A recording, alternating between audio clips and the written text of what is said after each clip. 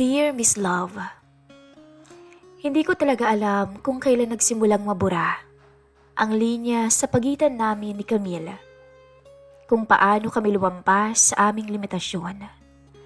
Pero isa lang ang alam ko, hindi ko na mababawi ang gabing yun. At ngayon, kahit na nasa Pilipinas na ulit ako, dala-dala ko pa rin ang kasalanang nagawa ko. Dahil iniwan na ako ng aking pamilya. Masakit, oo. At hindi ko alam kung paano ko ito tatanggapin at kung paano ulit magsimula. Kaya naman nagsulat ako rito upang kahit papaano'y mabawasan ang bigat ng nararamdaman ko. At sana'y kung mapili niyo itong sulat ko, Miss Love, ay mabigyan niyo ako ng payo at matulungan niyo ako sa kung paano ulit ako makakabangon. Ako nga ho pala si Joel, 38 years old. OFW sa Riyadh sa loob ng 6 na taon. Kasal sa asawa kong si Sheila at may 2 kaming anak. Isang nurse ang misis ko at mahigit 1 dekada na rin kaming kasal. Bago ko umalis, masaya ang pamilya ko. Punong-puno ng pangarap at pananalig na makakauwi ako ng ligtas sa pagbabalik ko. Pero tulad ng ibang mag-asawang tinamaan ng layo at lungkot, unti-unting nag-iba ang lahat. O baka, ako lang talaga yung nag-iba. Noong una, halos araw-araw ang video call naming mag-asawa. Minsan, doon na nga rin namin pinupunan ang pangangailangan ng isa't isa. Halata ang puyat sa mga mata ng misis ko dahil duty siya ng gabi sa ospital. At sa umaga naman ay asikaso ang mga batang nag-aaral ng high school. Pero never nitong inenda yun sa akin. Kaya naman bilib na bilib talaga ako sa misis ko. Pero Miss Love, hindi ko ho alam kung paano ko napariwara. Dahil nung magkasama kami sa Riyadh nung kumari niyang si Camille, ay nag-iba ang takbo ng lahat. Naging lingguhan na lang ang tawag. Hanggang sa minsan, puro thumbs up na lang. At ingat ka dyan, Han. I love you. Hindi nagtatanong ang asawa ko kung hindi ako nakakapag-reply. Dahil alam kong naiintindihan niyang busy ako. Pero wala siyang kaalam-alam na doon na pumasok si Camille. Si Camille ay 33 years old. Kapitbahay namin sa probinsya. Ninang ng bunso naming si Yana. At bukod pa doon, pinsan siya ng asawa ko. Opo, tama. Kapatid ng biyanan ko, ang ina ni Camille. Simula nung iniwan siya ng asawa niya at muli siyang ng ibang bansa, ay lumipat siya sa Riyadh bilang domestic worker. May isa na siyang anak sa dati niyang asawa at ang nanay niyang si Belen ang nag-aalaga. Isang araw, bigla na lang siyang nag-message. Uy, pare, andito ka rin pala sa Riyadh. May nakita akong Joel B sa group chat natin, ikaw ba yon? Oo mare, ikaw pala to? Mula noon, parang sinadyang pagtagpuin kami ulit ng tadhana. Nagkausap kami sa chat, palitan ng kwento tungkol sa trabaho, hirap at lungkot dito sa ibang bansa. Hanggang sa naging comfort namin ang isa't isa dito sa may Riyadh. Sa dami ng gabi na pagod ako galing trabaho, si Camille ang kachat ko. Hanggang sa hindi ko na napansin, hindi na pala si Mrs. ang unang tinetext ko pagkagising ko, kundi si Maring Camille na. Nawala yung atensyon ko sa pamilya ko at nabaling yon kay Camille. Hanggang isang gabi, may lakad ang ilang kababayan naming Pinoy. Tinawagan niya ako. Joel, punta ka sa tapat ng park, may salo-salo doon. Wala kang kasama, di ba? Nagkita kami doon. At ibang-iba yung pakiramdam. Hindi na siya yung Camille na kilala ko noon na tahimik lang at mainhin. Ngayon, ay may kumpiyansa na siya sa sarili, mas palaban at mas kaakit-akit. Nakamaong lang siya noon at simpleng blouse, pero grabe. Ibang-iba yung dating niya, na para bang hindi ka na dapat lumingon pa sa iba. Tagal mong dumating bungad niya. Traffic Wika ako sa kanya sabay tawa. Sus, baka naman sinadya mong magpapogi para sa akin, kaya napansin ko. Ay nako, ako pang mag-aayos para sa'yo Pagbibiro ko sa kanya. Siyempre naman, magkikita tayo Sagot niya sabay ngiti. Tumingin pa siya sabay kagat ng labi. At doon ako natigilan. Pagkatapos ng salo-salo, naglakad-lakad kami. Wala kaming masyadong usapan. Pero damang-dama mo yung tensyon. Hanggang sa bumalik kami sa dorm niya. Joel, wika niya sabay hawak sa braso ko. Salamat Nakakatuwa na may nakasama akong kakilala ko, lalo't malapit sa akin. Ako rin naman, Camille. Sa totoo lang parang nawala yung pangungulila ko sa Pinas.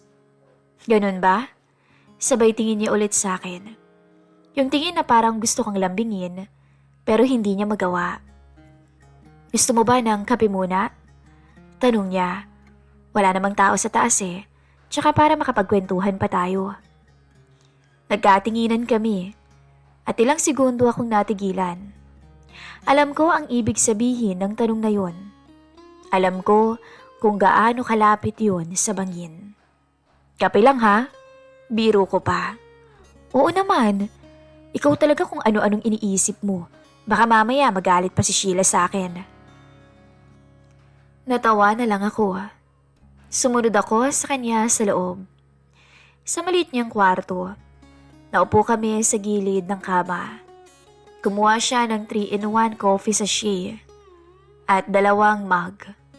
Sorry hindi ako prepared. Baka akala mo fancy coffee yung ibibigay ko sa'yo. Sabi niya habang hinahalo yung tubig. Okay lang. Basta't ikaw yung naghalo, siguradong masarap. Loko. Sabay hampas niya sa braso ko. Pero sa hampas na yun, nakaramdam ako ng kakaiba. Nanatili yung kamay niya sa balikat ko. Dahan-dahan niyang tinaas ang mukha niya para tumingin sa akin. Joel.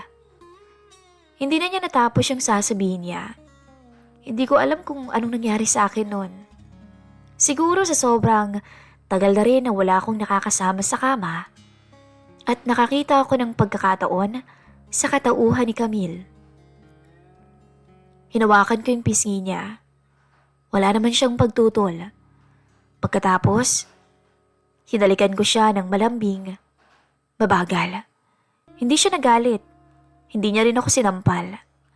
Punong-puno ng damdamin. At nakita kong napapikit pa siya. Yung parang matagal na namin gustong gawin. Pero ngayon lang naging posible. Nung matapos ang halik, kapwa kami walang imik. Alam mong malito. Alam mong bawal. Sabi niya ng mahina. Alam ko, Camille, halik lang naman, di ba? Wala naman pating makakaalam. Hindi mo naman siguro sasabihin to kay Sheila. Sabi ko. Pagkatapos nung gabing yon, pareho kaming natahimik. Walang usap kinabukasan. Walang message, kahit simpleng kumusta. Parang kapwa kami naghihintay kung sino ang bibigay. Wala pang nangyayari sa amin. Pero alam ko, malapit na. Hanggang sa hindi na ako nakatiis. Ako na yung naunang nag-message sa messenger niya. Ewan ko ba, hindi ko naisip ang asawa ko, ang mga anak ko. Basta ang naiisip ko lang nun, matikman si Camille. Mare, gising ka pa? Walang sagot mula sa kanya. Sorry sa nangyari Hindi ko sinasadya pero hindi ko naman pinagsisisihan yun. Maya-maya, nag-online siya at biglang nag-type. Bakit ka pa nagsasorry kung di mo rin naman pala pinagsisisihan? Sagot niya. Ngumiti ako kahit ako lang ang mag-isa sa kwarto. Sumagot na rin siya sa wakas. Kasi baka hindi mo ako kausapin ulit eh. Sa totoo lang, kanina ko pa nga hinihintay na mag-message ka eh. Reply niya. Kala ko kasi galit ka.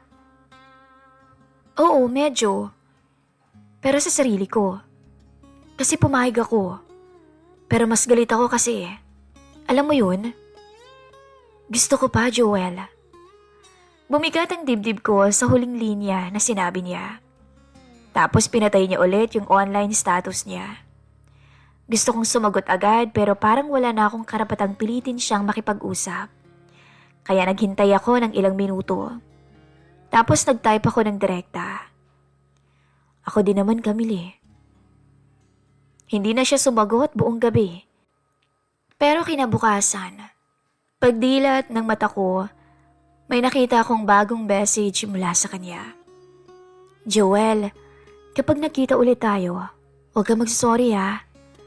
Ayokong mag-sorry ka sa isang bagay na pareho naman nating ginusto. Mula noon, gabi-gabi na kaming nag-uusap, Miss Love. Online ako pero imbis na pamilya ko ang kausap ko, ay si Camille. Walang kaalam-alam ang asawa ko. Naunti-unti ko na pala siyang niloloko. Sa simula, okay lang. Kumustahan pa sa trabaho, anong ulam mo, sinong kasama mo. Pero habang tumatagal, mas lumalim, mas lumalandi, at mas hindi ko na, o mas tamang sabihin, mas hindi na namin kayang itago. Baka magpaligo ka pa sa iba, alam mo namang akin ka na. Ako lang dapat wala nang iba. Pambobola ko sa kanya. Sigurado ka bang ako lang din? Reply niya. Wala nang iba pa, Mari. Simula nung gabing hinalikan kita, ikaw na lang. Minsan nagvi-video call kami habang pareho kaming nakahiga. Punong-puno kami ng tensyon. Hanggang isang gabi, nagkita kaming dalawa. Sa kwarto kung saan naganap ang unang halik.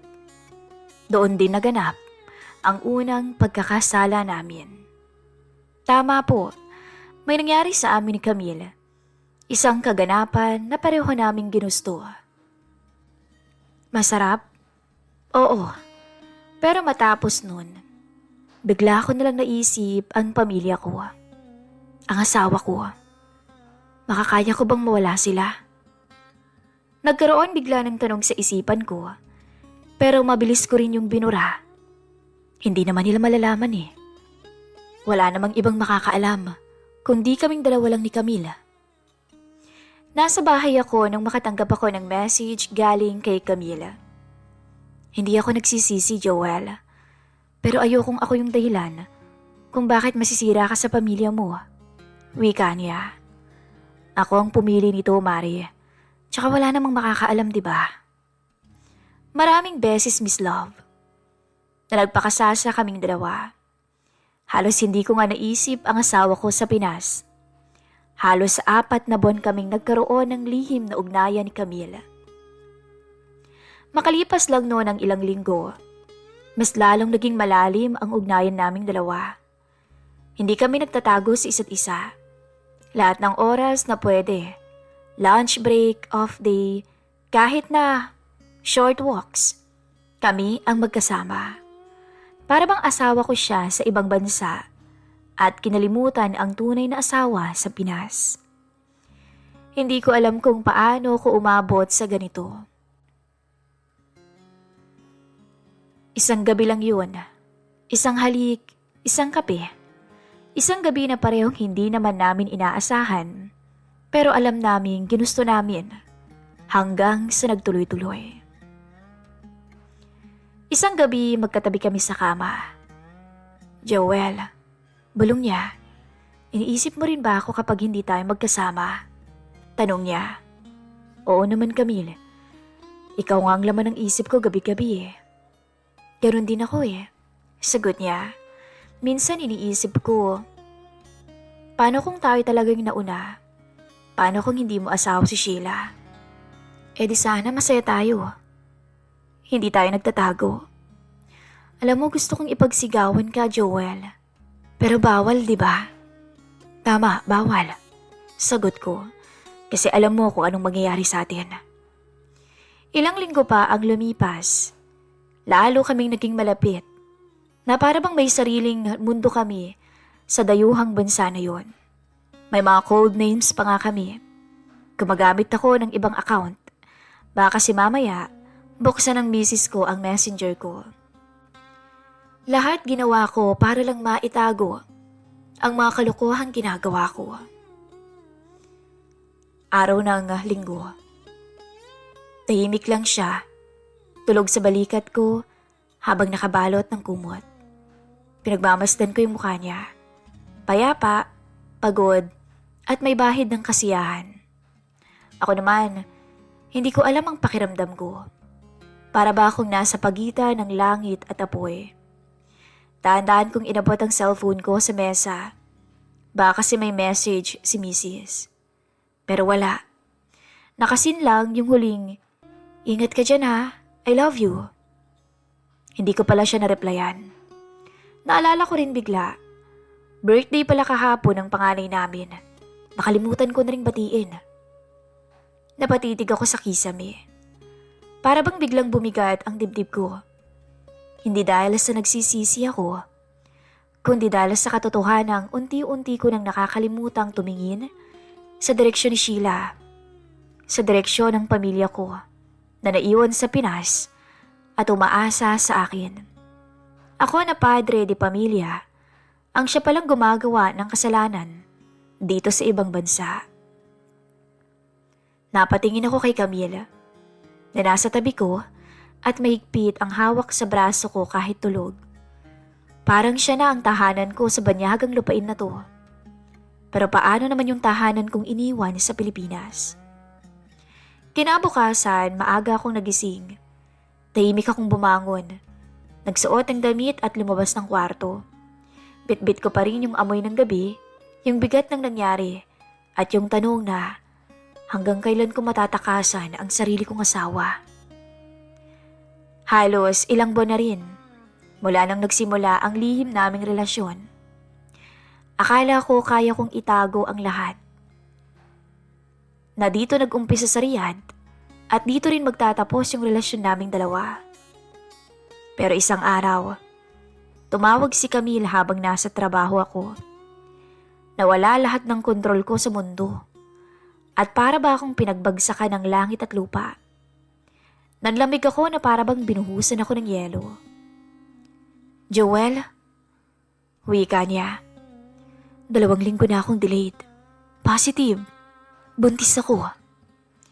Parang tumigil yung paligid ko nun, Miss Love. Hindi agad pumasok sa isip ko ang ibig sabihin ng mga salitang binitawan niya. Akala ko joke. Akala ko test lang ng damdamin ko. "Sigurado ka ba?" "Oo. At ikaw lang naman ang naging karelasyon ko, alam mo yan." Hindi ko alam kung matatakot ako o matutuwa. Lalaki ako. Hindi ko tatakbuhan yung responsibilidad ko, pero paano? Paano yung tunay kong pamilya? Anong sasabihin ko? Na naanakan ko yung pinsan niya? Na hindi ko sinasadya? Na nalungkot lang ako sa abroad? Nagkanda leche-leche na, Miss Love. 2 linggo pa ang lumipas. Lumobo ng issue sa isip naming dalawa. Gabi-gabi kaming nagkakausap ni Camille, pero hindi na tulad ng dati. Wala na yung kilig.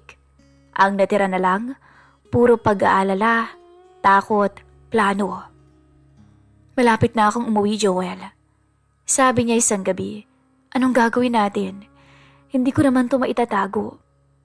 At alam naman natin na malalaman at malalaman ni Sheila na buntis ako. Lalaki yung tiyan ko, Joel. Anong sasabihin ko sa pamilya ko? Pero huwag kang mag-alala. Wala akong balak aminin kay Sheila na ikaw ang ama ng dinadala ko. Pero Joel, nahihirapan ako. Pagdating niya sa Pilipinas noon, kinabukasan nakita ko na nandun siya agad sa bahay namin. Wala ako, oo, pero ang masakit, Nakita ko yung litrato na pinost ni Mrs. sa Facebook niya. Nakangiti silang dalawa. Si Camille ang may hawak sa anak namin. Si Mrs. ay masayang masaya. Walang kaalam-alam. May caption pa si Sheila na, "Buti nakauwi ka na. Ang tagal nating hindi nagkita. Miss na miss ka na talaga ng inaanak mo." Hindi ko alam kung matatawa ko o mahuhulog ang puso ko sa sahig. Ang babaeng pinagkakatiwalaan niya, dala-dala pala ang isang anak mula sa kaniyang asawa. Gabi na nang mag-message si Camille. Hindi ko alam kung kakayanin ko to, Joel. Niyakap ko yung anak mo.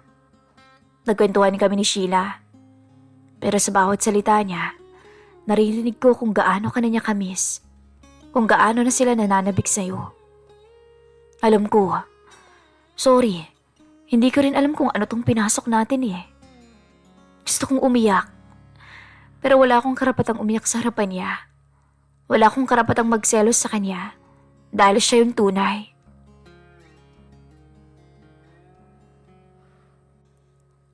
Magpapasko na. Malapit na akong umuwi. At hindi ko pa rin alam kung paano ko haharapin ang asawa ko. Ang pamilya ko. Pati na rin si Camille. Ngayon ko lang naisip ang consequence ng mga kasalanan ko. Ito na yata yung karma. Hindi na ako pinapatulog gabi-gabi. Pagkababa ko ng airport, walang sumundo sa akin. Si Sheila nag-message lang ng ingat ka sa biyahe ha. May pasok kasi siya sa ospital. Biglaan daw. Pagka-uwi ko, tahimik ang bahay. Tulog na ang mga bata. Si Mrs. naka-duty pa. Binuksan ko ang maleta ko pero hindi ako makagalaw. Tumitig ako sa kisame at parang ang bigat ng buong katawan ko. Doon ko lang naisip, bakit ba bumitaw ako? Bakit ba unti-unti akong tumigil sa pagkumusta sa kanila? Sa pagbati sa birthday, sa tuwing may espesyal na okasyon, sa pagtatanong kung kumain na ba sila, at hindi ko naisip yung pagod ng asawa ko na mag-alaga araw-araw sa mga bata at mag-duty naman ng gabi sa ospital. Ano nga bang nangyari sa akin? Minsan iniisip ko, sana may rewind. Kung may rewind button lang ang buhay, babalikan ko yung gabing yun sa Riyadh. Yung gabing nagkape kami ni Camila. Hahalikan ko pa rin ba siya? Papasukin ko pa rin ba yung tukso? Pero wala eh. Wala talagang rewind. Lalo na ngayon. Nagkandaletse-letse na ang lahat. Linggo ng gabi. Nasa labas ako ng bahay. Nagpapahangin habang si Sheila ay nasa loob at naglilinis. Iniwan ko muna yung cellphone ko sa kama na naka-charge. Wala naman akong naramdaman na kakaiba. Tahimik lamang. Pero hindi ko sukat akalain na may darating palang bagyo. Bagyo na tuluyang sisira sa buhay ko. Nung pumasok na ako sa kwarto, nakita ko siyang nakaupo sa gilid ng kama. Hawak-hawak niya yung cellphone ko. Gulat na gulat yung mga mata. Joel? Tinig niya'y malamig, pabulong, pero matalim. May problema. Hindi pa ako natatapos na magsalita nang bigla niyang binato sa akin ang cellphone ko. Doon ko lang nailala. Hindi ko pala na-log out yung isang account ko. Hindi ko pala naalis. Bakit hindi mo sinabi sa akin? Bakit kailangan ako pang makabasa? Kinuha ko yung phone ko. Nakabukas yung messenger. At kitang-kita ko sa screen ang huling mensahe ni Camille. Kaya mo pa bang itago to, Joel? 2 buwan na akong buntis. Hindi ka man lang nagtatanong kung kumusta ang anak mo, kung kumusta ako. Napaupo ako. Parang sinuntok ang dibdib ko. Sheila, makinig ka muna. Magpapaliwanag ako. Matagal na akong nagtitiis, Joel. Matagal ko nang nararamdaman na parang may mali sa'yo. Pero umaasa ako na hindi mo sisirain ang pamilyang meron ka. At ngayon, Mababasa ko yan. Ganun na lang ba kababang tingin mo sa akin? Naluha na siya, pero hindi naman siya yung umiiyak ng sobra. Ibang iyak to. May galit, puot, at pagkadurog. Hindi iba sa akin si Camille. Alam mo yan, Joel. Paano mo nagawang sirain yun? Hindi ko naman sinasadya eh. Nagkamali ako, oo, pero mahal pa rin kita, Sheila. Nagkamali lang ako. Hindi sinadya? Pucha naman, Joel. Pinuntis mo na nga eh. Hindi mo pa rin ba sadya? Anak ang bunga ng pagkakamali mo. At itatago mo pa sa akin ang mga anak natin. Hindi mo man lang ba naisip habang ginagawa mo yung kababuyan ninyo? Akala ko kasi kung di ko sasabihin, walang gulo. Hindi ka masasaktan. Hindi ako masasaktan. Pamilya natin yung sinira mo, Joel. At hindi lang puso ko yung tinadyakan mo, pati dignidad ko. Natahimik ako. Hindi ko na may pagtanggol yung sarili ko. Wala na eh. All outs na. Akala mo, okay lang sa akin. Kasi mahal kita. Oo, mahal kita. Pero ayoko na. Pagod na ako. Pero Sheila, bigyan mo naman ako ng tama na. Kung araw-araw kitang makakasama, araw-araw ko rin maiisip kung anong ginawa niyo ni Camille sa abroad. Hindi ko alam kung ano ang mas mabigat. Ang posibilidad ba na iwanan niya ako o yung katotohanang sobra ko siyang nasaktan. Siya na maunawain, pinakamatatag, ay nakahanda ng alisin ako sa kanyang buhay. Umalis ka muna. Hindi kita kayang titigan ngayon. Sheila naman, pakiusap. Huli na yan. Hindi mo ako pinili nung kailangan mo kong piliin. Ngayon, huwag mong asahang pipiliin kita. Ilang araw na mula nung umalis ako ng bahay, nung pinalayas niya ako. Nakatuloy ako ngayon sa apartment ng kumpare ko. Hindi ko naman masabi sa kanya yung buong kwento dahil nahihiya ako. Wala akong mukhang maipakita kahit kanino. Tumigil na rin sa pag-chat si Camille. Hindi ko alam kung dahil ba nalaman na ni Sheila ang nangyari o dahil ayaw na rin niyang guluhin ako. Kumalat na kasi sa barangay ang balitang ako ang ama ng pinagbubuntis ni Camille. Iba't ibang bersyon ang mga naririnig ko pero wala na akong pakialam. Minsan iniisip ko nga, sana hindi na lang ako umuwi. Baka mas mabuti pang naiwan na lang ako dun sa Riyadh. Dala-dala ko yung lihim kesa ngayong sira na ang pamilya ko. Paano ko enjoyin yung bakasyon ko ngayon? Kung ito naman yung nangyari, paano na lang yung masaya naming Pasko kung sinira akong pamilya ko? Ilang linggo pang lumipas, hindi na kami nagkabalikan ni Sheila. Nandito pa rin ako sa apartment, dumadalaw sa mga bata, pero hindi niya ako pinapapasok sa bahay. Hindi niya raw ako kayang harapin. Gabi-gabi, tinitingnan ko ang litrato naming mag-anak sa phone ko. Masaya kami noon at ang asawa ko ay napakaganda ng ngiti na hindi ko na makikita pa sa ngayon. Sa kasalukuyan, Miss Love, nandito ulit ako sa Riyadh. Mag-isa, walang kausap, walang naghihintay sa pagbabalik ko. Wala nang pamilya, wala nang babalikan. Alam kong kasalanan ko lahat. Ngunit, may maganda ho ba kayong maipapayo kung paano ko malalampasan ang pagkakamaling nagawa ko? Lubos akong humihingi ng tawad sa lahat. At alam ko rin na sa kwento kong ito, marami hong magagalit. Lubos na gumagalang, Joel. Naku, kayo na pong bahala na mag-comment, mag-react sa kwento ng ating letter sender na si Mr. Joel. Basta ang alam ko, nasa huli talaga ang pagsisisi. Maraming salamat po Mr. Joel sa pagbahagi ng inyong kwento sa ating programa. Muli, ako po ang inyong lingkod, Miss Love. Pero paanong mga asawa natin sa Pinas? Parehas tayong pamilyado na. Alam mo yan. Kaya malito. Hindi naman nila malalaman. Hindi naman natin sasabihin, hindi ba? Ang importante lang muna ngayon, naiibsan nating dalawa ang kalungkutan na nararamdaman natin dito. Mahal kita. Mahal mo ko, di ba? Tsaka na natin intindihin ang mga susunod na mangyayari. Isang OFW, isang ina, isang asawa na may pangarap para sa pamilya.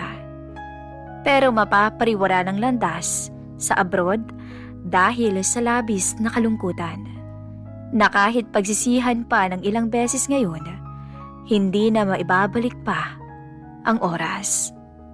Magandang araw po sa ating lahat na nakikinig ng channel na ito.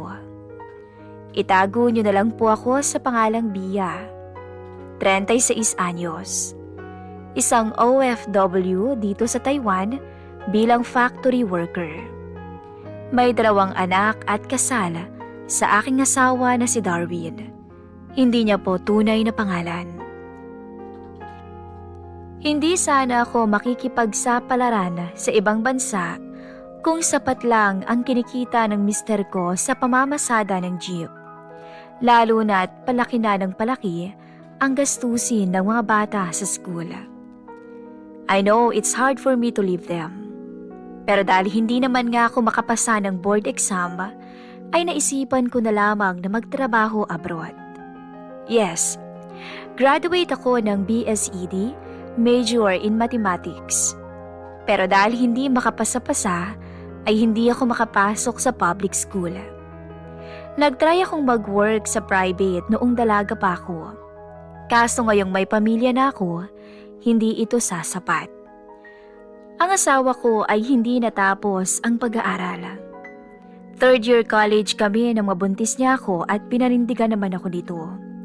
At nang makapanganak ako sa aming panganay, bumalik ako sa pag-aaral since 1 year na lang naman ay gagraduate na ako.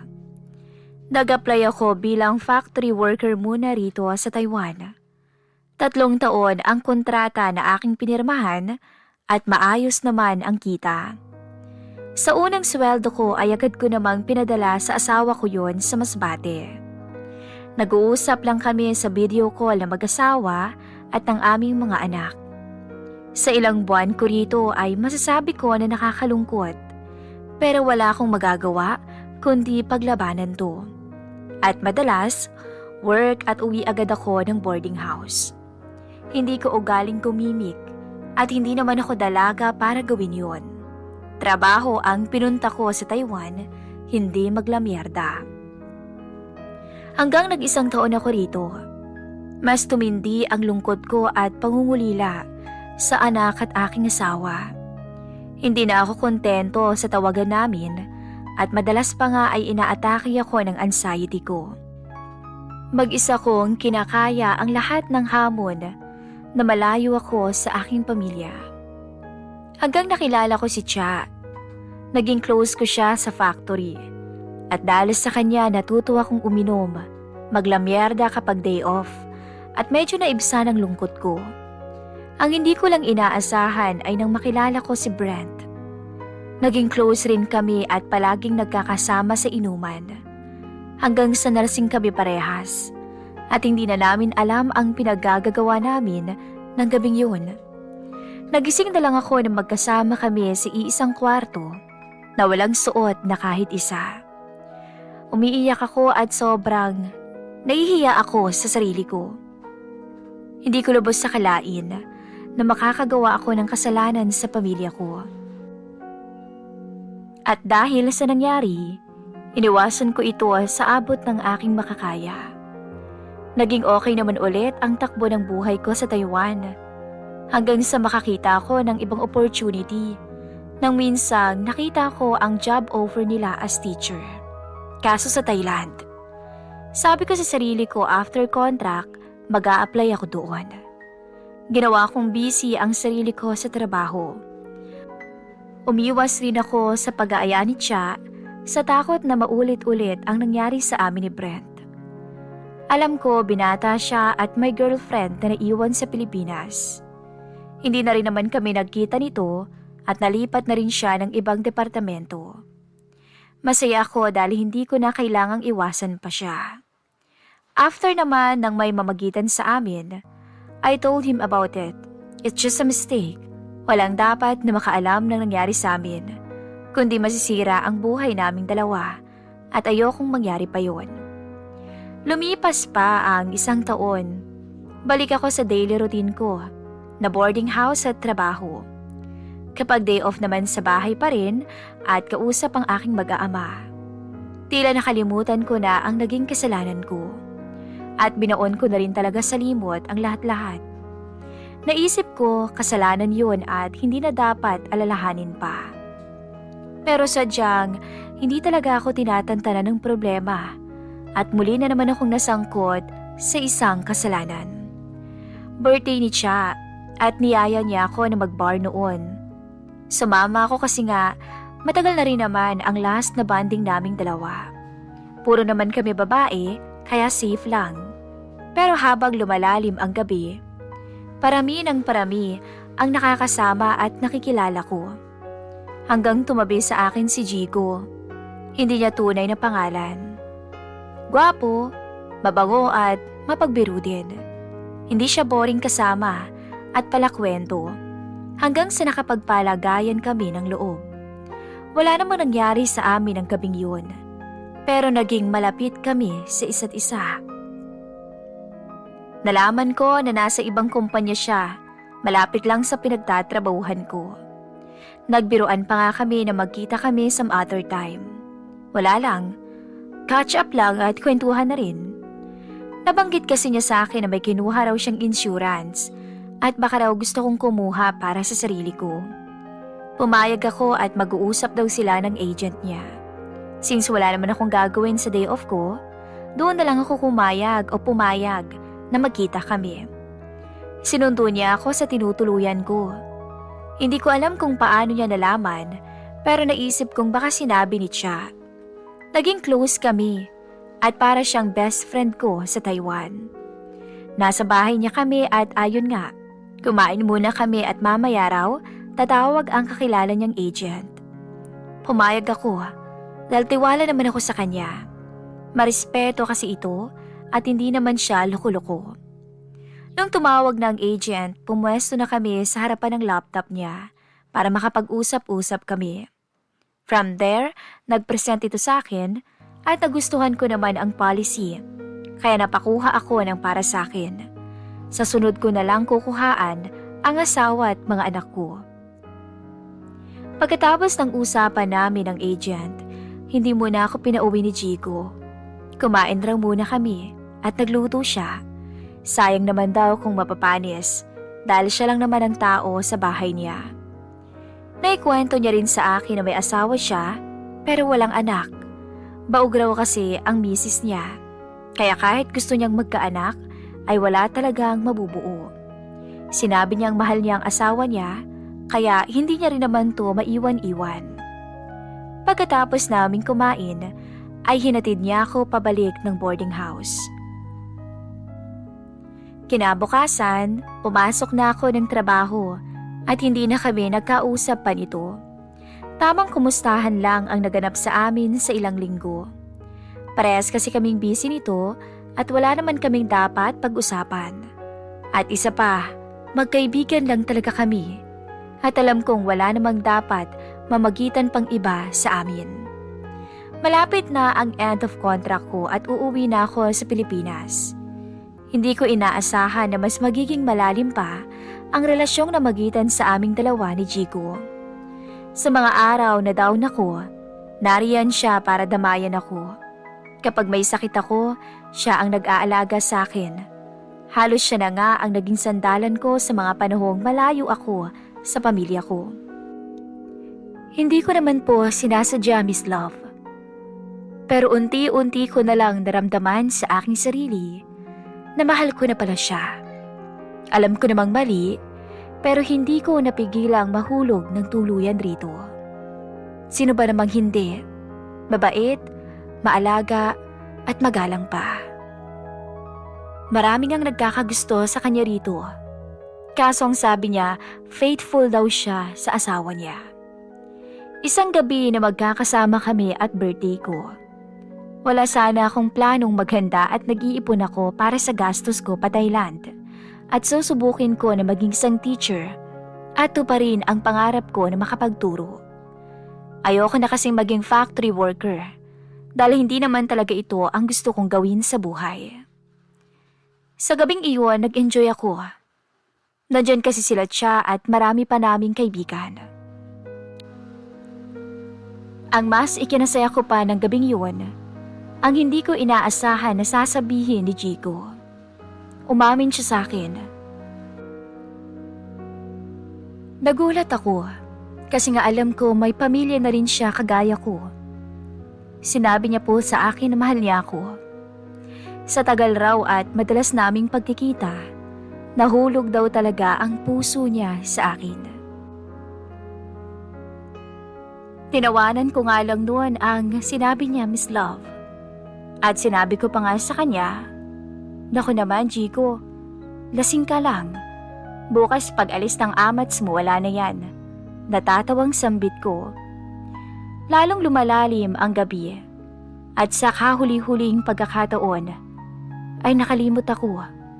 Nang halikan niya ako at nauwi kami sa kwarto ko nang ihatid niya ako sa boarding house. Tama po, Miss Love. May nangyari sa amin at binigay ko ang sarili ko ng buong buo sa kanya. Pagkatapos ng gabing yun, naging kami ng patago. Siyempre ayaw naming maiskandalo ang mga pamilya namin sa Pilipinas. Kahit patago at bawal ay nagpatuloy pa rin kami. Nabulag ako at nakalimutan ko na may pamilya pala ako na naghihintay sa pagbabalik ko. Alam ko naman pong mali, pero nandito na ako at hindi ko alam kung paano pa ba makakawala gayong hulog na ako sa kanya. Nanawa na rin siguro ako sa asawa ko. Para siyang walang pangarap. Siya dapat ang nasa abroad. Kaso lang, hindi niya pinagpatuloy ang pagiging marino niya. Alam ko naman na inuna niya ako at ang pangangailangan namin ng mga anak ko. Pero hindi ko alam. Marahil naghahanap lamang ako ng masisisi sa kasalanang nagawa ko. Nang maunang matapos ang contract ni Jigo sa akin, halos mangulila ako. Lalo't nalaman ko, Miss Love, nabuntis po ako. Naguguluhan tuloy ako ngayon. Ilang buwan pa bago matapos ang contract ko. Nahihirapan ako sa mga cravings ko at maging ang aking mga mood swings. May mga times pa nga na ayoko sanang pumasok sa trabaho pero kailangan at malapit na ang pag-uwi ko. Ang problema ko lang ngayon, paano ko sasabihin sa aking pamilya ang nangyari? Sinabi ko rin kay Jigo ang totoo. Pero ang asawa niya ang nakabasa. Hindi ko alam ang gagawin ko nang awayin ako dito, kaya sinabi ko na lang na na-wrong send ako. Kinagabihan naman, si Jigo ang tumawag at inaway niya ako.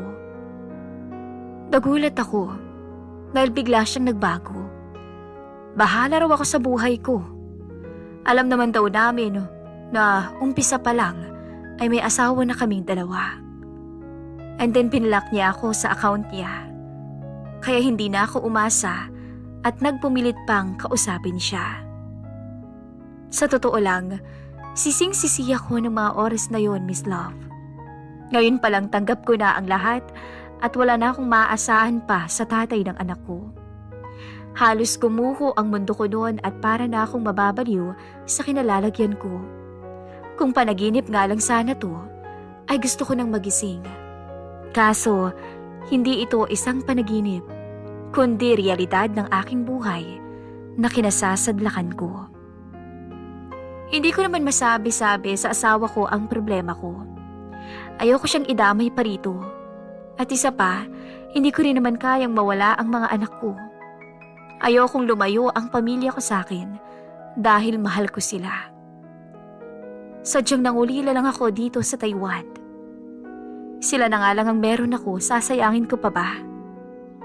Yun ang labis na pinagsisisihan ko ngayon kung bakit ako pumatol kay Jigo.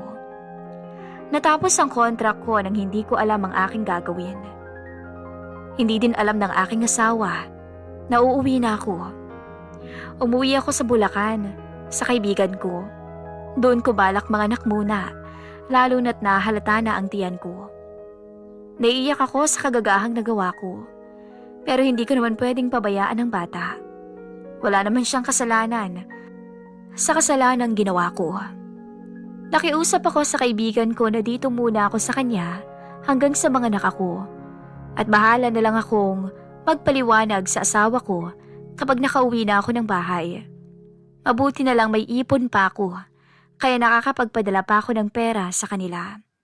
Pero ang huling usapan namin ng aking mister ay ang siyang nakapagpa-touch sa akin. May, huwag ka na munang magpadala. Huwag mo muna kaming intindihin dito. May ipon pa naman kami sa mga pinadala mong pera. Maglibang ka muna dyan, para hindi ka naman maging malungkot. Alam ko nalulungkot ka dahil hindi mo kami kasama. Sige, tipid na sagot ko dito. Siya nga pala, hindi ko nga pala nasabi sa'yo na tinuloy ko pala yung pag-aaral ko. Makakapagbarko na ako at kapag nangyari yun, kahit hindi ka na umalis pa, natutuwang balita sa akin ang aking mister. Talaga? Mabuti naman kung ganun. Mabuti at hinapos mong pag-aaral mo. Sagot ko at pinipigilang mapaluha habang nakikinig sa mga kwento niya. Oo, Mi. Mahirap sa simula, pero nung malaman ko yung hirap mo dyan, naisip ko na dapat ako ang gumagawa niyan at hindi ikaw. Ang dapat sa'yo ay nagpo-focus sa board exam mo. Kaya pag uwi mo, magpatuloy ka rin sa pangarap mo. Andito lang ako. Palagi kitang susuportahan. Mahal na mahal ka namin. Mag-iingat ka dyan palagi. Huling wika ng aking asawa bago siya nagpaalam. Halos mangiyak-ngiyak ako sa sinabi niya, pero hindi ko pinahalata. Sising-sisi ako, Miss Love, sa mga kasalanang ginawa ko. Sobra ako nanliit sa sarili ko. Hindi ko alam kung ipagtatapat ko ba sa kanya o itatago ko yung tungkol sa bata. Akala ko sinayang niya yung karir niya. Akala ko buong buhay niya gusto niya na lang mamasada sa kalye. Mali pala ako. Kaya lalo ako na-guilty sa mga pinaggagawa ko noon habang malayo sa kanya. Sa kasalukuyan, nasa 7 buwan na ang batang nasa sinapupunan ko. At 2 buwan na lang ang aking hihintayin ay makikita ko na rin ang bata. Hindi ko siya sinisisi sa mga kasalanang nagawa ko. Kailangan kong harapin ang ginawa kong problema. Para sa akin, blessing naman siya. Mabuti nga't natauhan pa ako na walang kwenta ang ama niya. At hindi ko talaga siya ipapakilala dito. Desidido ako na kapag nanganak na ako, ay iuuwi ko ang bata at bahala na lang akong mag-alibay sa aking asawa. Pwede ko sigurong sabihin na sa kaibigan ko to. Sa ngayon, magtatago na muna ako para walang makaalam kung nasaan ako. At ang masasabi ko lang sana, huwag niyo akong tularan. Isang babaeng marupok. Hindi sagot ang pagkalimot sa pamilya para maibsan ang kalungkutan mo. Lalo na't napapalibutan kayo ng mga taong may masasamang hangarin sa inyo. Nakakaiyak man ang naging kapalaran ko sa ibang bansa, pero siguro, sadyang karma ko na lang rin talaga to. Dahil sa kabila ng kabutihang loob ng aking asawa, ay nagawa ko siyang lokohin. Alam ko naman na inaalagaan niya ang aming mga anak. Hindi siya masamang asawa at ama sa amin. At eto ako. Anong isinukli ko, kundi kataksilan. Sana'y naging babala at maging aral sa inyo ang aking karanasan na ito, lalo na sa mga gustong mangibang bansa. Dapat matibay ka. At nakatuon lang ang isip mo sa pamilya mo, hindi sa kung anong kalokohan. Maling-mali ako sa mga ginawa ko. Alam ko yon. Kahit umiyak pa ako ng dugo, ay alam kong hindi na maibabalik pa ang oras. Kaya heto, tinatama ko ito sa pamamagitan ng pagpapatuloy sa buhay ko at sa buhay ng batang nasa sinapupunan ko. Ni minsan hindi ko naisip na ipalaglag siya. Sa kasalanan na nga siya nabuo, dadagdagan ko pa ba ang lahat ng nagawa kong kasalanan? Sa maling paraan man siya nabuo, alam kong siya ang habang buhay na magiging kaagapay ko. Siya rin ang magpapaalala sa akin na minsan ay naging masama kong asawa. Siya ang magpapaalala sa akin na dapat maging matibay ako at huwag na huwag magiging marupok. Hanggang dito na lamang po ang kwento ng aking buhay. Nagmamahal, Via.